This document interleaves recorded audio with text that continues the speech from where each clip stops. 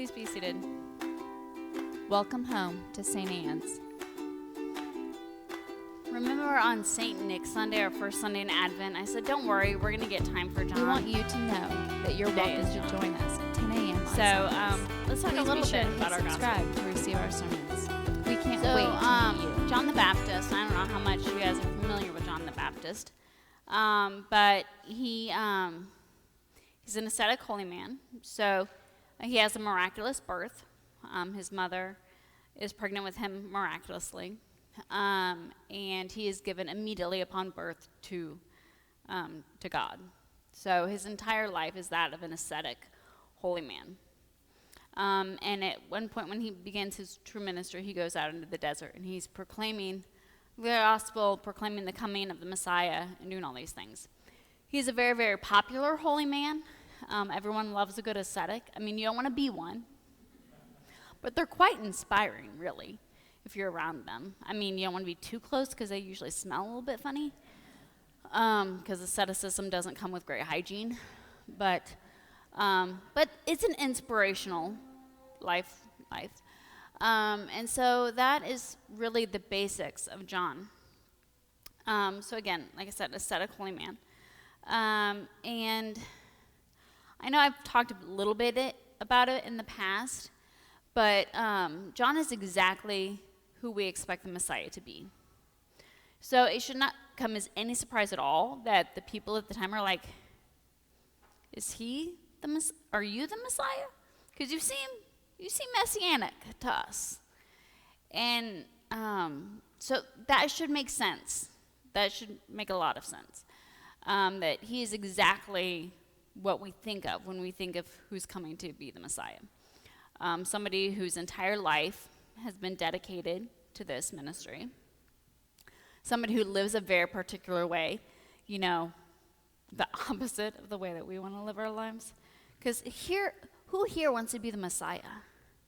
No, we want them as different and other as us as we possibly can. Because, make no mistake, we don't want that job. Have you read the book? Have you? Yeah, it's not an ending that most of us are like, yeah, I want to sign up for that. That seems great. And so it makes sense that these people are all like, okay, John, it's probably John. And the time period kind of fits with what they're expecting too. So again, none of this should make any surprises to us at all. But here's the thing. Is John the Messiah? No. And what I appreciate about John is like, yeah, it ain't me. Now, he's coming. The Messiah is coming. And I'm preparing you for the Messiah, but it's not me. And sometimes that can be a hard thing. Like if somebody says to you, you're amazing, oh my gosh, you're the greatest person ever. Don't you kind of be like, I know, thanks. So the temptation would be for John to accept those praises or whatever. So it takes something, I think, for John to rebuff that and say, no, I am here to proclaim, I'm here to get you ready, but it's not me. So I want us to bracket that a little bit because I think that's a really, really important message for us to hear, is that our job as Christians is not to be the Christians, okay? Our job is not to be God. Our job is not to be any of that. Our job is always to point to God. Like when people interact with us, it can be tempting to hear like, oh, you guys are such good Christians. I just love what that church is doing over there. I just love what you're doing. You're just such a good Christian. That's not the point. The point is always to draw people closer to God. Not to us, but to God. So that's my little mini sermon there. But I also want to talk about something else that I think is really, really important in this. And that's the fact that you and I are so focused on what we think God should look like, where we think God should be, where we think the Messiah is going to be. We get obsessed with what we think things should be like. It's going to be like this. Can I tell you a secret? It's not even a secret. All you got to do is read the Bible. Which is basically a secret because nobody does. It's the least read Bible that's most owned. Anyway, not the point. Everybody's got a Bible. Nobody's actually read it. It's fine. That's why I'm here. God doesn't go where God is expected to go. God doesn't choose who God is expected to choose. We do not determine God's actions, okay? God is not here to make happen what we think God should make happen. And we get this again and again and again in Scripture. And frankly, we get it again and again in our own lives. Like, if you think back on your own life, I defy you. But let's try it. Think back in your own life. When God shows up, is it when and how you thought God would show up? Probably not. Probably not, because God doesn't do what you expect God to do. That's not God's job. And when it comes to salvation, God doesn't act always the way that we think God's going to. And yet, we are a people who are obsessed with finding patterns. We're like, well, it says that it's going to look like this. Like, how many Christians spend all their time, you know these denominations, spend all their time telling, well, when the Messiah comes back, he is going to come to independence. And he is going to do this, that, and the other. And I'm like, I'm just going to tell you, I've been all over this planet. I ain't going to Missouri. Okay? If I am the divine coming back, I'm going to go somewhere like Hawaii. Right? I mean, if I got to save salvation, if I got to save humanity and I got to be around humans for a long time, it's not going to be in Independence. And I love Independence. They got a great square. But you and I are obsessed with, we're going to find these things, we're going to find patterns. And it says in Scripture it's going to do this, that, and the other. And I'm like, first of all, no, it doesn't. Second of all, stop. Because Jesus is very, very clear that it's not going to look the way that we think it's going to look. And what I love about John is these people are like, well, what are we supposed to do then? Because I love that John points out, you know what? It's not enough that you're children of Abraham. It's not enough that you just happen to be Israelites. Folks, it's not enough that we claim to be a Christian. It's not enough that we fit all these demographics. That's not why we're going to do the things that we're going to do. And that's not why Jesus is going to come. But we want it to be. And so then they're like, well, if my genetics aren't enough, then what? And John's like, how about how you live your life? And they're like, ooh, can't we go back to genetics? I mean, I like the whole, like, my salvation being dependent on people I'm related to. Because if it's dependent on what I'm doing, it got a lot more complicated. And so John's very clear that, no, it's based on what we're doing. And it's not based on who we are or where we live or who we're related to or our job title or any of that stuff. It's what we do every single day. And that's hard. That's really, really hard. Because that's where we're going to find God. Now, I would love to tell you that you're always going to find God in church. Please do not hear this as you don't need to go to church anymore. Because I strongly encourage that we live in community and we do those things. That's really, really important. But to be honest, God is probably going to be most active in your everyday life when you least expect it. And so it's not good enough to be like, well, I'm a Christian on Sundays. I go to Christmas or I go to Easter or I have a tattoo. I have a necklace that has a cross on it. That should be sufficient, right? I mean, I'm really rude to people in the grocery store and I flip people off when they cut me off, and when I'm driving, but, you know, I'm a Christian. Not quite. Not quite. So God is most likely to show up in our everyday lives, which makes things a little bit more difficult because it's going to be in the unexpected. Think about it. When we think, I told you, when we talk about these huge claims about how God is going to come back, isn't it always amazing? And God, it's going to be huge and glorious and probably in the cathedral and probably there's going to be lots and lots of money and all these things involved in it. But if Advent teaches us one thing, what has it taught us? That's not where the Messiah comes. The Messiah comes in a very unexpected and quiet and pretty unexciting way.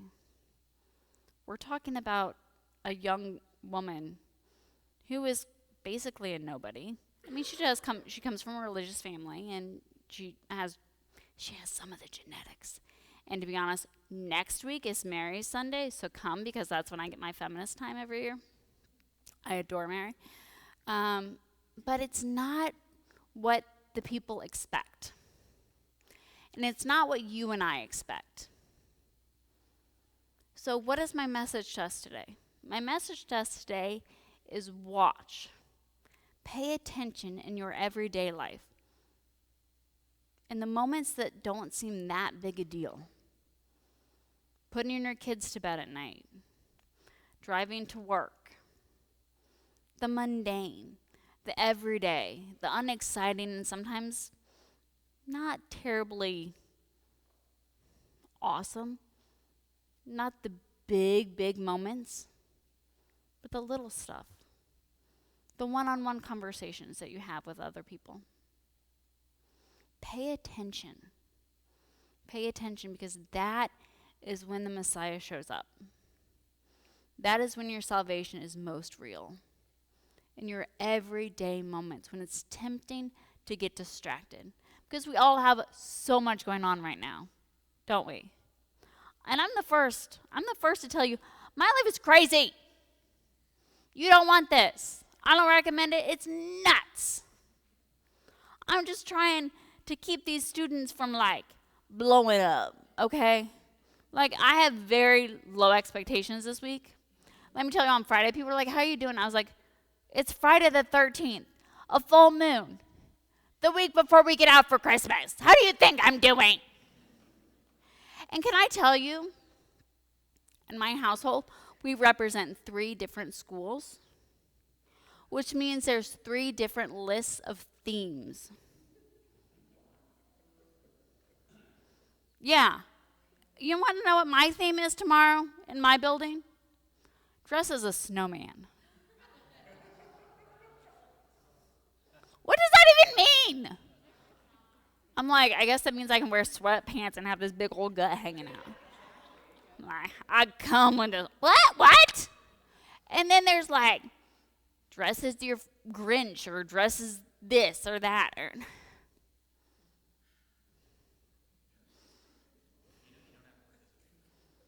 I know, but who wants to be that Grinch? I will, Robert's like, me. I know I was bad enough I didn't do the door decorating contest last week. We were supposed to decorate our doors in the theme of Frosty the Snowman, but with whatever subject you teach. Would you like to know what mine was going to be? A big puddle that Frosty had a meltdown. I didn't do it, though, because that's too much effort. And I'm just trying to hold it together, people. I'm trying to not have my own meltdown. I ain't drawing a picture of one.